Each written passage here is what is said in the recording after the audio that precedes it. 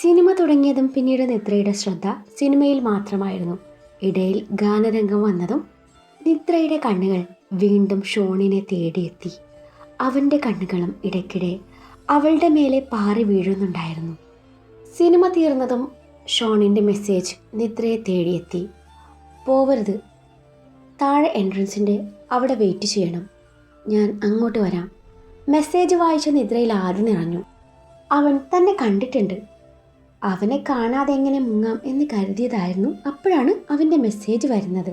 ഇനി എന്ത് ചെയ്യും എന്നവൾ ആലോചിച്ചു. പിന്നെ രണ്ടും കൽപ്പിച്ച് അബിയുടെ കയ്യും പിടിച്ച് ആൾക്കൂട്ടത്തിനിടയിലൂടെ അവിടെ നിന്ന് ഇറങ്ങി നടന്നു. അവൻ പറഞ്ഞതുപോലെ എൻട്രൻസിൻ്റെ ഭാഗത്ത് നിൽക്കാതെ പുറത്തേക്ക് ഇറങ്ങി നടന്നു.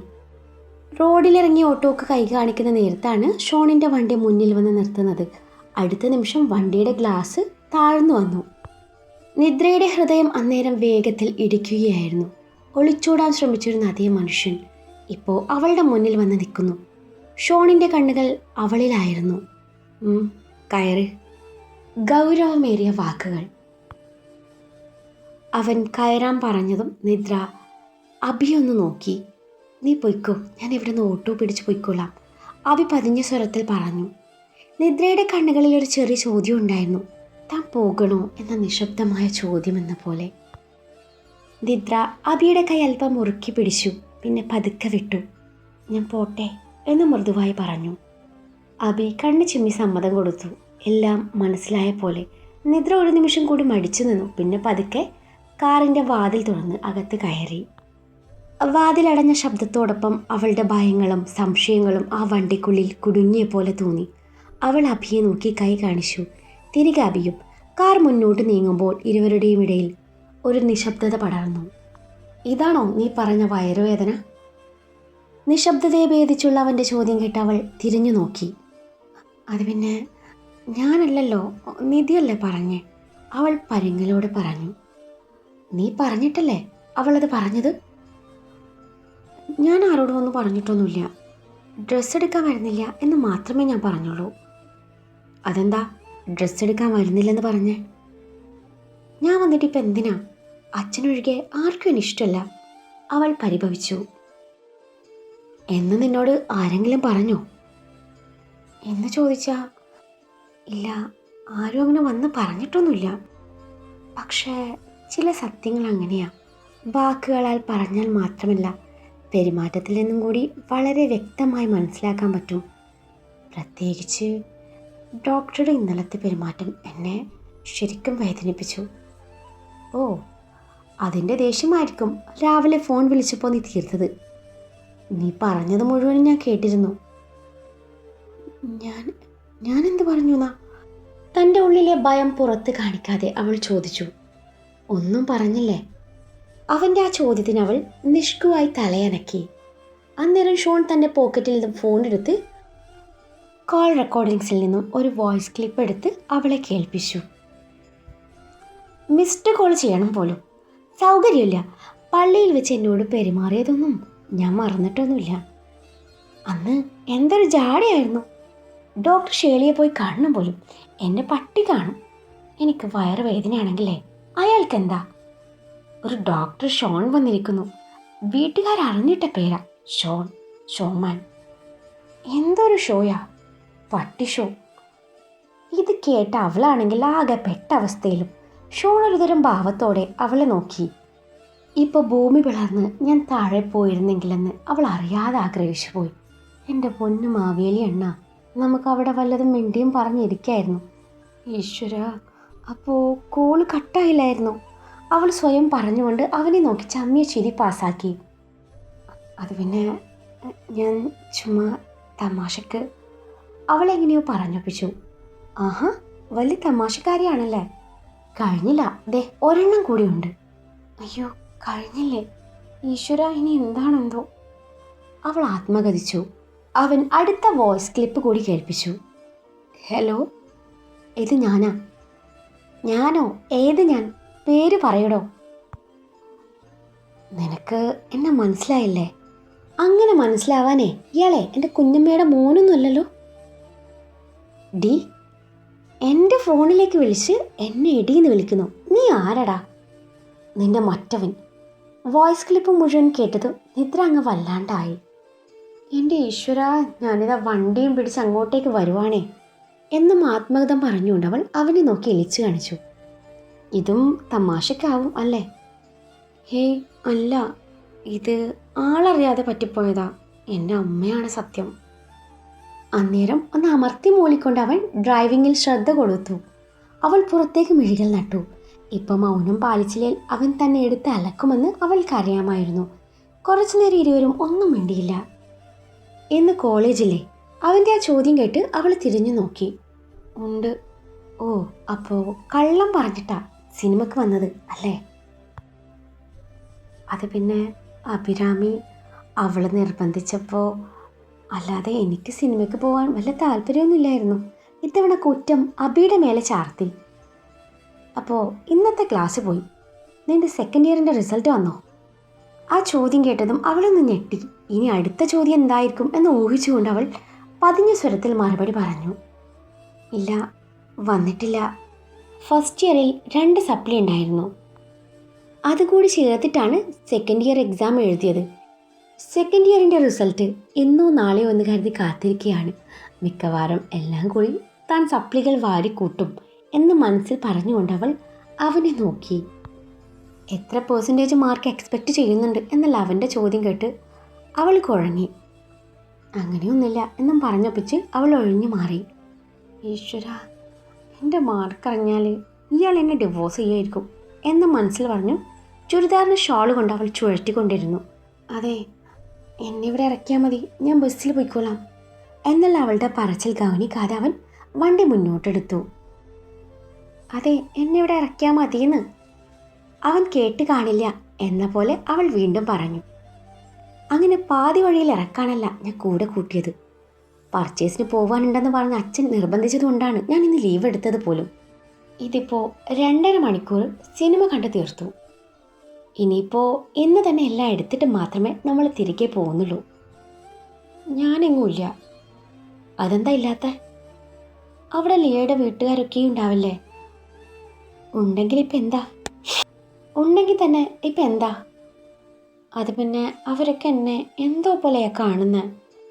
നിങ്ങളെ ഞാനേ അടിച്ചെടുത്തതാണോ എന്ന് വരെയുള്ള ചോദ്യം വരെ അവരുടെ ഭാഗത്തുനിന്ന് ഉയർന്നു വന്നിരുന്നു.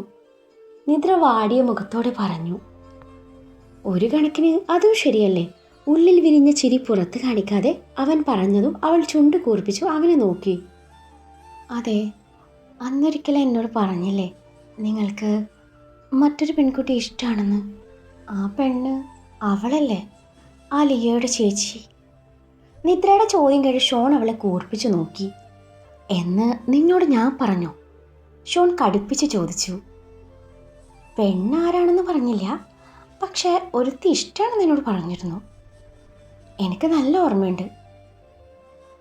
എന്നാ ആ ഒരുത്തിയെ അവളല്ല. പിന്നെ ആരാ? അതെന്തിനാ നീ അറിയുന്നേ? പിന്നല്ലാതെ, ഞാൻ ഇയാളുടെ ഭാര്യയാൻ പോവല്ലേ, അപ്പം അറിയണ്ടേ? ഭാര്യ ആവാൻ പോകുന്നതല്ലേ ഉള്ളൂ, ആയില്ലല്ലോ. ആവുമ്പോൾ മതി ഇമാതിരി ചോദ്യങ്ങളൊക്കെയും എന്നാൽ അവൻ്റെ പറച്ചിൽ അവളെ വേദനിപ്പിച്ചു. ഷോൺ അത് കണ്ടിരുന്നെങ്കിലും കാണാത്ത മട്ടിൽ ഡ്രൈവിംഗ് തുടർന്നു. ഷോണിൻ്റെ കാർ അവിടുത്തെ ഏറ്റവും വലിയ ടെക്സ്റ്റൈൽ ഷോപ്പിൽ ചെന്ന് നിന്നു. വണ്ടി പാർക്ക് ചെയ്ത് ഷോൺ മുന്നോട്ട് നടന്നപ്പോൾ നിദ്ര പിന്നാലെ നടന്നു. ടെക്സ്റ്റൈൽ ഷോപ്പിലെ ഗ്രൗണ്ട് ഫ്ലോറിലെ വെഡ്ഡിംഗ് ഗൗൺ സെക്ഷനിൽ എല്ലാവരും ഉണ്ടായിരുന്നു. ഡാനിയൽ ഒഴികെ ഷോണിൻ്റെ വീട്ടുകാരെല്ലാവരും, പിന്നെ ലിയയുടെ പപ്പയും മമ്മയും ചേച്ചി ലിനിയും. ഷോൺ നിദ്രയും കൂട്ടി അങ്ങോട്ടേക്ക് ചെന്നു. ഷോൺ, നീ എന്താ ഇത്രയും വൈകിയേ? നിദ്രയെ കണ്ടിട്ടും കാണാത്ത മട്ടിൽ ഭാവിച്ചുകൊണ്ട് സാറ ഷോണിന് നേരെ തിരിഞ്ഞുകൊണ്ട് ചോദിച്ചു. ഇവൾക്ക് ക്ലാസ് ഉണ്ടായിരുന്നു, അതുകൊണ്ട് വൈകി. എന്നാ നിങ്ങളുടെ പർച്ചേസ് നടക്കട്ടെ, ഞങ്ങൾ സാരി സെക്ഷനിൽ കാണും, ഷോൺ പറഞ്ഞു. സാരിയോ? അപ്പോൾ ഗൗണ് വേണ്ടേ? സാറ നെറ്റി ചൊളിച്ചുകൊണ്ട് ചോദിച്ചു. പള്ളി വെച്ചല്ലല്ലോ കെട്ടി നടക്കുന്നത്, പിന്നെ ഗൗൺ എന്തിനാ? സാരി നോക്കാം, മമ്മി വരുന്നുണ്ടോ? ഞാനെങ്ങുമില്ല, ഇവിടെ ലിയമോക്ക് എടുത്തു കഴിഞ്ഞില്ല, നീ ചെല്ല്, സാറ താല്പര്യമില്ലാത്ത മട്ടിൽ പറഞ്ഞു. ഞാൻ വരണോടാ? റബേക്ക ചോദിച്ചു. വേണ്ട ചേച്ചി, ഇവൾക്കുള്ളത് ഞാൻ തന്നെ എടുത്തോളാം എന്നും പറഞ്ഞുകൊണ്ട് ഷോൺ നിദ്രയും കൂട്ടി ലിഫ്റ്റ് ഏരിയയിലേക്ക് നടന്നു. അവരുടെ പോക്ക് ലിനി ഒരു തരം ഭാവത്തോടെ നോക്കി നിന്നു. അന്നേരം നിദ്ര തിരിഞ്ഞു നോക്കി. നിദ്രയെ കണ്ടതും ലിനി നോട്ടം മാറ്റി. ഫസ്റ്റ് ഫ്ലോറിലായിരുന്നു സാരി സെക്ഷൻ. കാഞ്ചീപുരം സാരി സെക്ഷനിലെത്തിയ ഷോൺ സെയിൽസ് ഗേളിനോട് സാരി കാണിക്കാൻ ആവശ്യപ്പെട്ടു. അവർ കുറച്ച് സാരി തുറന്ന് കാണിച്ചു. അതിൽ നിന്നും അവൻ ഇഷ്ടപ്പെട്ടത് കുറച്ച് സെലക്ട് ചെയ്തു. അതവൻ നിദ്രയ്ക്ക് ഉടുപ്പിക്കാൻ ആവശ്യപ്പെട്ടു. അവസാനം എടുത്ത ഗോൾഡൻ ഷെയ്ഡിൽ വരുന്ന സാരി അവൾക്ക് നന്നായി ചേരുന്നുണ്ടായിരുന്നു. അതിനാൽ അവനത് ഫൈനലൈസ് ചെയ്തു. നിദ്രയാണെങ്കിൽ ഒന്നും മിണ്ടാതെ പാവ പോലെ നിന്നിട്ടുണ്ട്. അവൾ കണ്ണാടിയുടെ മുന്നിൽ നിന്നുകൊണ്ട് സാരിയുടെ ഭംഗി നോക്കുന്നുണ്ട്. അവളുടെ പിറകിൽ അവൻ വന്ന് നിന്നു. നിനക്കിഷ്ടായോ ഈ സാരി എന്നുള്ള അവൻ്റെ ചോദ്യം കേട്ട് അവൾ ഒന്നുകൂടെ കണ്ണാടിയിലേക്ക് നോക്കി. ശേഷം തൻ്റെ പിന്നിൽ കൂടി കാണുന്ന അവൻ്റെ പ്രതിബിംബത്തെ നോക്കി ഇഷ്ടായി എന്ന പോലെ തലയണക്കി. അത് കണ്ടതും അവൻ ഒന്നുകൂടെ അവളുടെ പ്രതിബിംബത്തെ നോക്കി നിന്നു. ഒരു നിമിഷം ഇരുവരുടെയും കണ്ണുകൾ തമ്മിൽ കുരുത്തതും ഷോൺ പെട്ടെന്ന് നോട്ടം മാറ്റി. ഇത് ഫസ്റ്റ് സാരി അല്ല സർ, സെക്കൻഡ് ലുക്കിന് എന്താ വേണ്ട സർ എന്നുള്ള സെയിൽസ് ഗേളിൻ്റെ ചോദ്യം കേട്ട് ഷോൺ നിദ്രയൊന്ന് നോക്കി. ശേഷം അവൻ ലെഹങ്ക കാണിക്കാൻ ആവശ്യപ്പെട്ടു. ഷോൺ തന്നെയാണ് ലെഹങ്കയും സെലക്ട് ചെയ്തത്. പിന്നീട് അവൾക്ക് വേണ്ട ഡെയിലി വെയറും കാഷ്വൽ വെയറും കാട്ടിക്കൊടുക്കാൻ അവൻ സെയിൽസ് ഗേളിനോട് ആവശ്യപ്പെട്ടു. നിദ്രയോട് വേണ്ടതൊക്കെ എടുത്തോളാൻ പറഞ്ഞവൻ അല്പം മാറി നിന്നു. നിദ്ര ആവശ്യത്തിന് മാത്രം കുറച്ച് ഡ്രസ്സ് എടുത്തു. അത് കഴിഞ്ഞപ്പോഴേക്കും അവൻ അങ്ങോട്ടെത്തി. കഴിഞ്ഞോ അവൻ ചോദിച്ചു. അവൾ മറുപടി പറഞ്ഞു. ബാക്കിയൊക്കെ എടുത്തോ എന്നുള്ള അവൻ്റെ ചോദ്യത്തിന് ഇനി എന്താ ബാക്കി എന്ന പോലെ അവൾ അവനെ നോക്കി. ഇന്നർ വെയേഴ്സൊക്കെ എടുത്തോ എന്നുള്ള അവൻ്റെ ചോദ്യത്തിന് മുന്നിൽ അവൾക്ക് മറുപടി ഇല്ലായിരുന്നു. എൻ്റെ ദൈവമേ, ഇനി എനിക്ക് നാണമില്ലേ എന്ന് മനസ്സിൽ പറഞ്ഞവൾ മുഖം തിരിഞ്ഞു നിന്നു.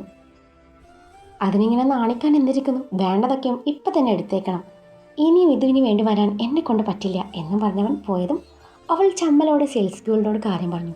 നിദ്രയുടെയും ഷോണിൻ്റെയും പർച്ചേസ് പെട്ടെന്ന് തന്നെ കഴിഞ്ഞിരുന്നു. അപ്പോഴും ബാക്കിയുള്ളവർ ലിയയ്ക്ക് വേണ്ടി ഓരോന്ന് സെലക്ട് ചെയ്യുന്ന തിരക്കിലാണ്. ഇതിനിടയിൽ ലിയയും റോണിയും കൂടി അവസരം മുതലാക്കി മാറി നിന്ന് സംസാരിക്കുന്നുണ്ട്.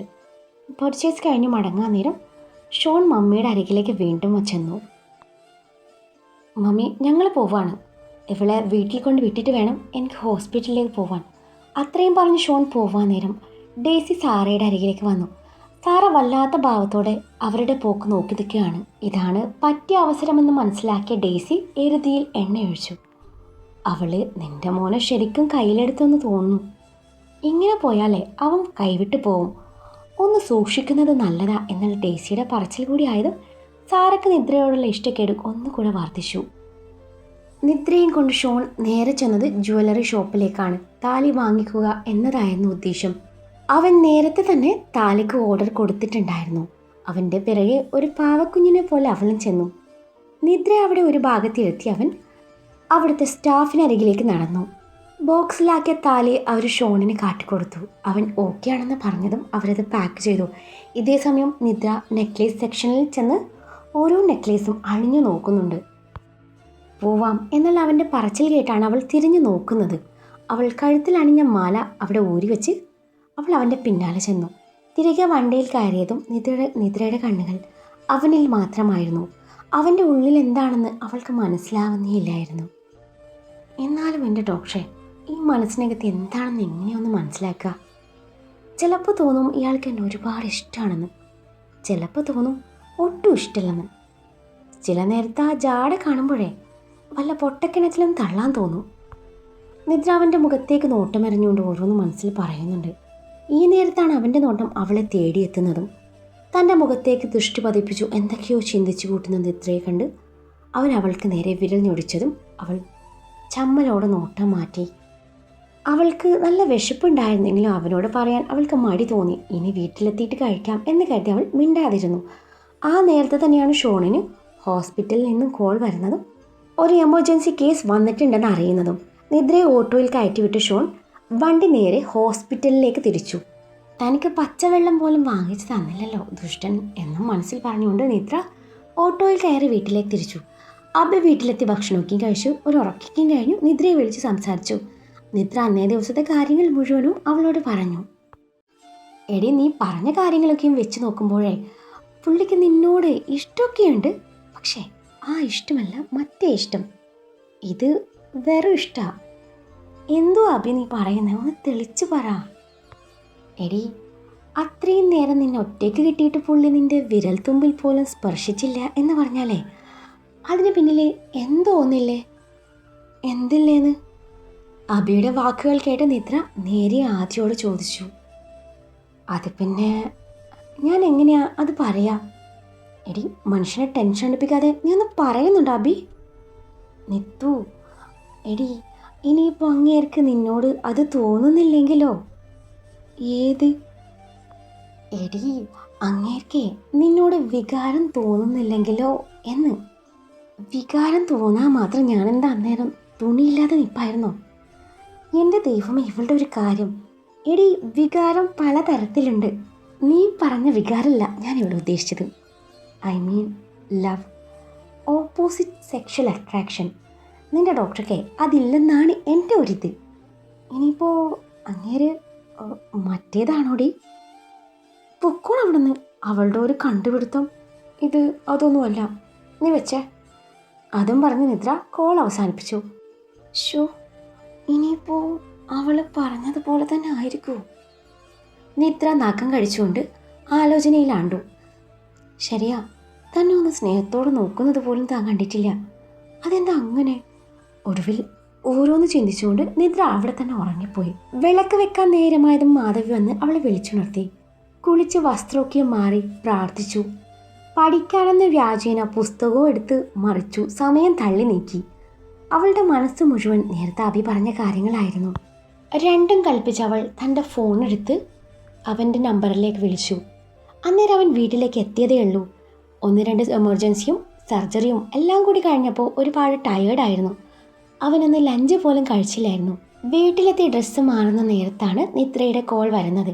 പാതി വഴിയിൽ ഇറക്കിയതാണല്ലോ, അതിനാൽ അവന് ആ കോൾ ഇഗ്നോർ ചെയ്യാൻ തോന്നിയില്ല. അവൻ കോൾ അറ്റൻഡ് ചെയ്ത് കാതോട് അടുപ്പിച്ചു. ഹലോ ഹലോ, ഇത് ഞാനാ. മനസ്സിലായി. എന്താ? വാക്കുകൾക്ക് പതിവ് ഗൗരവം. നിങ്ങൾ പ്രണയിക്കുന്നത് അവളെയല്ല അവനെയാണല്ലേ? അവളുടെ ചോദ്യം കേട്ടതും ഇവൾ എന്തായി പറയുന്നത് എന്ന പോലെ അവൻ്റെ മുഖം ചുളുങ്ങി. എന്താ? അവൻ കടുപ്പിച്ച് ചോദിച്ചു. നിങ്ങൾ ഗേ ആണല്ലേ? എനിക്ക് മനസ്സിലായി. ഇത്തവണ അവന് ശരിക്കും ദേഷ്യം വന്നു. മറുപടിയൊന്നും പറയാതെ കോൾ കട്ട് ചെയ്തു. അവൾ വീണ്ടും കോൾ ചെയ്തുവെങ്കിലും അവൻ കോൾ എടുത്തില്ലായിരുന്നു. നിദ്രയ്ക്ക് കിടന്നിട്ട് ഉറക്കം വരുന്നില്ലായിരുന്നു. നേരത്തെ ഷോൺ മറുപടിയൊന്നും പറയാതെ വെച്ചതും അവളുടെ സംശയം ഇരട്ടിച്ചു. അവൾ തിരിഞ്ഞും മറിഞ്ഞും ഒക്കെയും കിടന്നു. സമയം 12 മണി ആയതും നിദ്ര വീണ്ടും തൻ്റെ ഫോൺ എടുത്ത് ഷോണിനെ വിളിച്ചു. ഏത് നിമിഷവും ഹോസ്പിറ്റലിൽ നിന്ന് വിളി വരാം എന്നറിയാവുന്നത് കൊണ്ട് ഫോൺ അവൻ തൊട്ടരികിൽ വെച്ചിട്ടാണ് കിടന്നുറങ്ങാറ്. ആ നേരത്ത് ഫോൺ ശബ്ദിക്കുന്നത് കേട്ടതും അവൻ മറ്റൊന്നും ആലോചിക്കാതെ ഫോൺ ചെവിയോട് അടുപ്പിച്ചു. ഹലോ, ഇത് ഞാനാ, അവൾ പതിഞ്ഞ സ്വരത്തിൽ പറഞ്ഞു. ആ ശബ്ദം കേട്ടപാടെ അവൻ ആളെ മനസ്സിലായി. നീ ഉറങ്ങിയില്ലേ? ഇല്ല, എനിക്ക് ഉറങ്ങാൻ പറ്റണ്ടേ? അതെന്താ ഉറങ്ങാൻ പറ്റാത്തെ? ഡോക്ടറല്ലേ എൻ്റെ ഉറക്കം കളഞ്ഞത്. നിദ്ര, നിനക്ക് എന്താ ഇപ്പോൾ വേണ്ടേ? പാതിരാത്രി വിളിച്ച് മനുഷ്യനെ ശല്യം ചെയ്തോളും. ഉറക്കം നഷ്ടപ്പെടുത്തിയതിൻ്റെ ഈർഷ്യയോട് അവൻ പറഞ്ഞു. അതെ, സത്യം പറ, ശരിക്കും നിങ്ങൾ മറ്റേതാണോ? അത് കേട്ടതും അവന് ദേഷ്യം ഇരച്ചു കയറി. ഒന്ന് ഉറങ്ങി വന്നതേ ഉള്ളൂ. ഉറക്കം മുറിഞ്ഞാൽ പിന്നെ ഉറക്കം കിട്ടാൻ പാടാണ്. പിന്നെ നല്ല തലവേദനയുണ്ടായിരുന്നു. എല്ലാം കൂടി ആയതും അവനങ്ങ് ചൊറിഞ്ഞു കയറി. അതെ, ഞാൻ ഗേ ആണ്. നീ ഇപ്പോഴെങ്കിലും അത് മനസ്സിലാക്കിയല്ലോ, സന്തോഷം. ഇതെങ്ങനെയാ നിന്നോട് പറയുക എന്ന് ഓർത്തിരിക്കുകയായിരുന്നു. അത് കേട്ടതും അവളുടെ നെഞ്ചൊന്ന് പിഴഞ്ഞു. കണ്ണ് നിറയാൻ തുടങ്ങി. അപ്പോൾ എന്നോട് ഒരു ഇഷ്ടവുമില്ല? അവൾ വിതുമ്പലോട് ചോദിച്ചു. അവൾ കരയുകയാണെന്ന് അവന് മനസ്സിലായി. എങ്കിലും അവനത് അറിഞ്ഞില്ലെന്ന് നടിച്ചു. എനിക്ക് നിന്നോടെ ഒരു കുന്തവുമില്ല, ഇനി ഉണ്ടാവാനും പോണില്ല. വെച്ചിട്ട് പോടി പുല്ലേ. അതും പറഞ്ഞവൻ കോൾ കട്ട് ചെയ്തതും അവളുടെ കണ്ണ് നിറഞ്ഞു തൂവി.